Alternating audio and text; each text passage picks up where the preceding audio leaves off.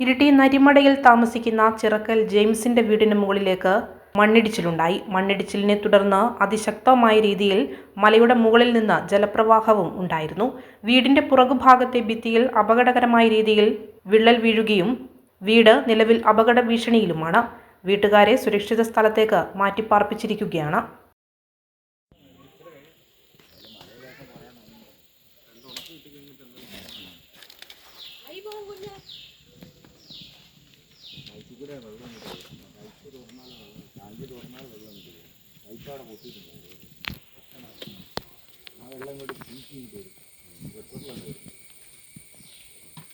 കല്ല് വീണപ്പം പൈപ്പ് ഇവിടെ പൊട്ടി.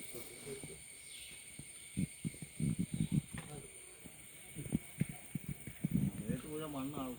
നോക്കണം അവിടെ അല്ല ഇന്നലെ കിട്ടിയത് ഇന്ന് പോകുന്നെങ്കിലോ നോക്കിയിട്ട് അതുപോലത്തെ